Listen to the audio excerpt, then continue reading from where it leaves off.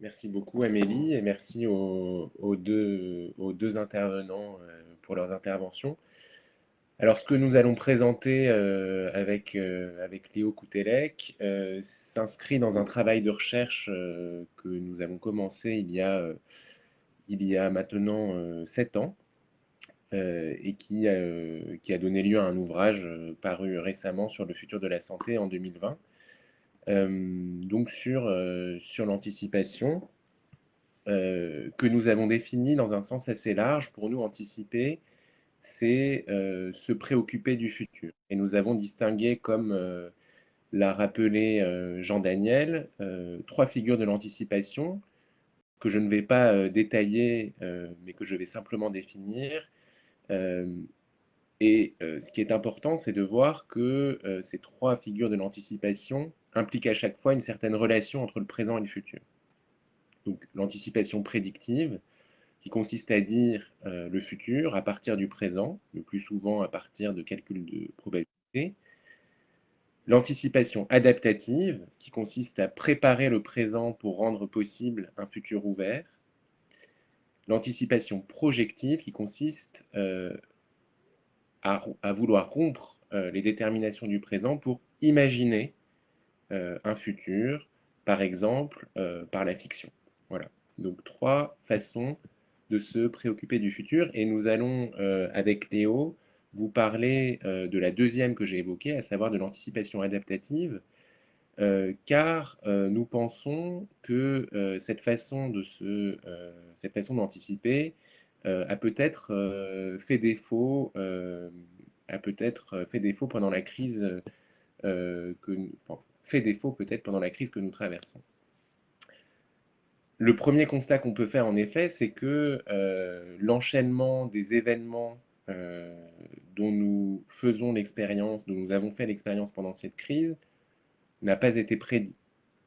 On peut en effet penser que si, compte tenu des conséquences majeures de cette crise sur les sociétés, l'enchaînement de ces événements avait été prédit, non pas forcément considéré comme certain, mais au moins comme probable, alors nous nous y serions préparés, notamment au plan de l'organisation logistique, en assurant par exemple la quantité suffisante de masques, au plan de l'organisation sociale, au plan de l'organisation économique, etc. Donc si on s'accorde sur ce fait que l'enchaînement des événements n'a pas été prédit, deux hypothèses sont possibles pour tenter d'expliquer cette non-prédiction, cette impréparation. Hypothèse qu'il serait en fait plus exact de qualifier de pari éthique, parce que il nous semble que ces paris sont invérifiables et qu'ils engagent en fait deux éthiques du futur différentes. Le premier pari est celui de l'insuffisance provisoire de nos capacités à prédire. L'idée que nous aurions pu prédire et que nous pourrons prédire à l'avenir, mais que si nous n'avons pas su prédire cette fois-ci, c'est en raison de notre incompétence. C'est le pari de ce qu'on peut appeler l'incertitude épistémique. C'est simplement l'idée que ce que nous ne savons pas, nous ne le savons pas en raison de notre incompétence. Le second pari, qui est le nôtre, c'est qu'il y a quelque chose dans la réalité du futur qui ne se laisse pas appréhender, qui ne se laisse pas prédire. Donc c'est le pari de l'incertitude ontologique, l'idée qu'il y a quelque chose dans la réalité du futur qui résiste. Or, quel est ce quelque chose qui résiste? C'est précisément les façons dont les individus, les groupes, les institutions, et plus généralement les êtres vivants, et pas seulement d'ailleurs les êtres vivants, puisque les virus ne sont pas considérés comme des êtres vivants, l'ensemble dont tous ces êtres-là s'adaptent à un événement, et en s'adaptant à cet événement, finissent par le transformer et à en constituer la nouveauté radicale. Voilà. C'est donc précisément parce qu'il y a une adaptation que les prédictions ne peuvent pas être des préfigurations du futur. Alors pour être un peu plus concret, il était sans doute possible de prédire la survenue d'une pandémie de grande ampleur, et d'ailleurs certains l'ont fait ou prétendent l'avoir fait, comme par exemple William Dab en France.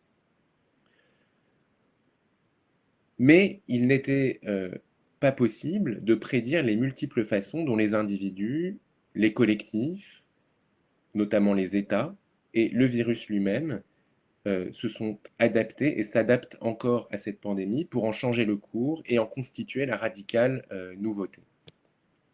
Alors, je reviendrai à cet égard sur l'exemple du confinement et l'analyse très intéressante proposée par Pascal Crépet tout à l'heure.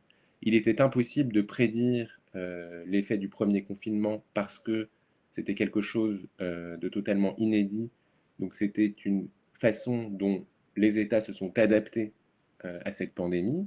Mais même les effets des confinements suivants, même les effets des couvre-feux sont difficiles à prédire précisément parce qu'ils interviennent à chaque fois dans des contextes différents et que à chaque fois, ce sont donc d'autres façons de s'adapter qui interviennent.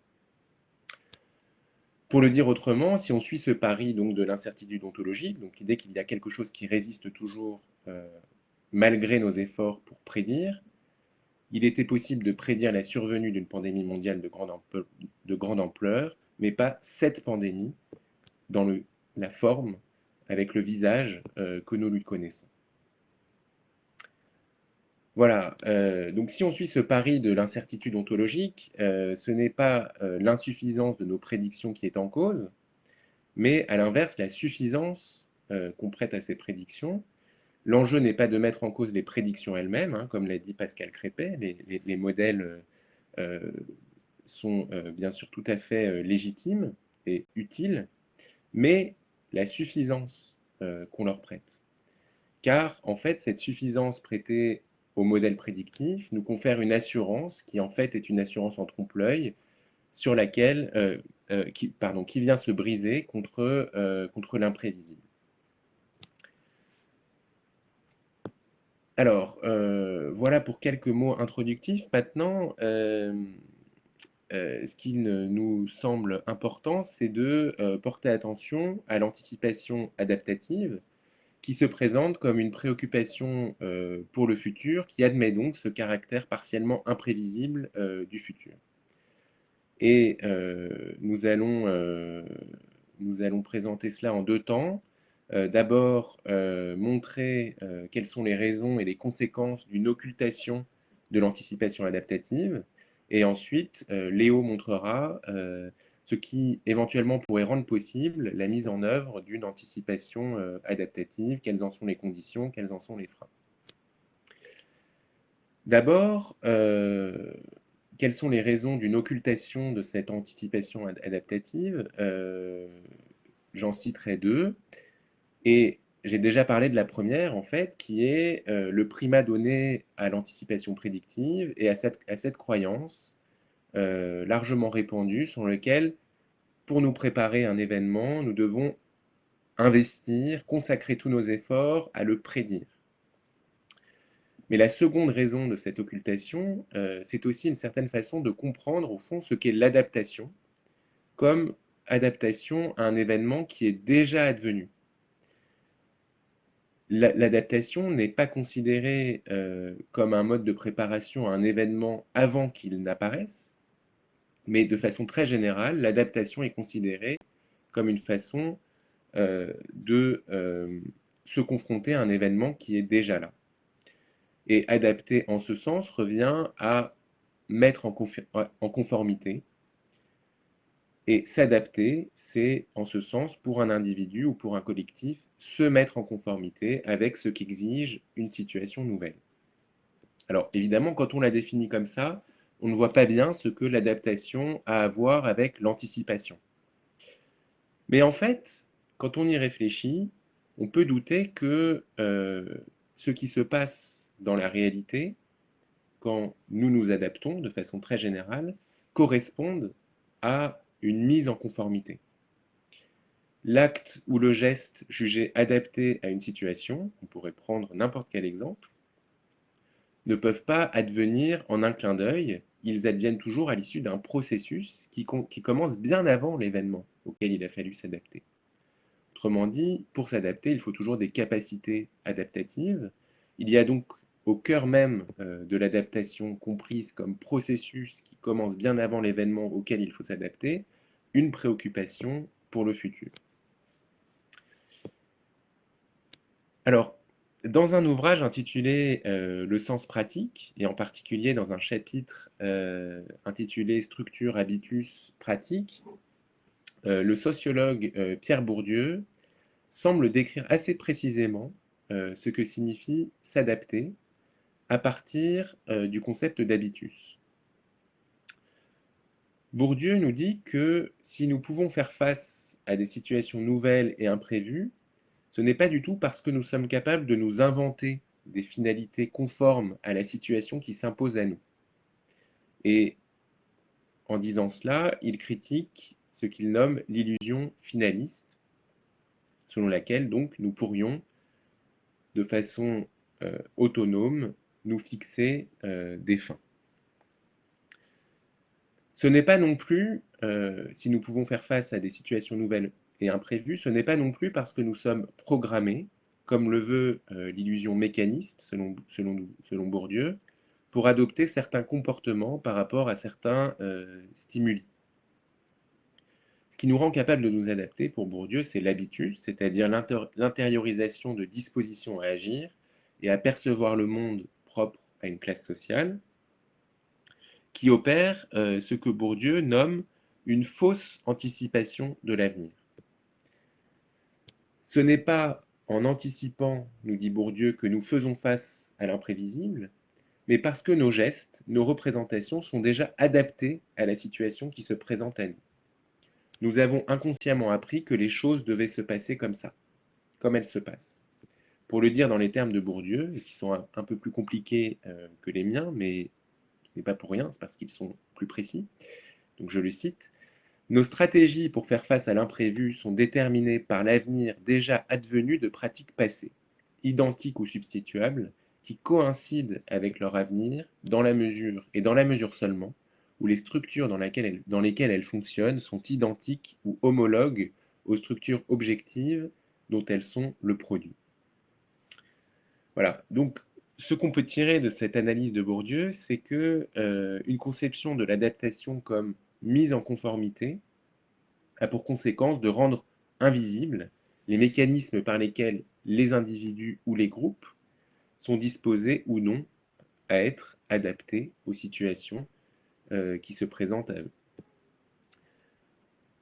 Tout ça, et c'est peut-être un point de critique ou d'interrogation sur ce que nous dit ici Bourdieu, cette adaptation comme incorporation, intériorisation tacite et inconsciente de normes de comportement n'épuise pas, les possibles de l'anticipation adaptative. En sortant d'une perspective descriptive, comme celle que propose Bourdieu, on peut espérer voir émerger ce que nous appelons une anticipation adaptative, c'est-à-dire une anticipation qui nous rende les individus capables d'improviser, les prépare à improviser face à des événements imprévisibles. Et maintenant, je vais laisser la parole à Léo pour la suite, pour voir comment, dans quelles conditions on peut voir émerger ce qu'on pourrait nommer cette anticipation adaptative.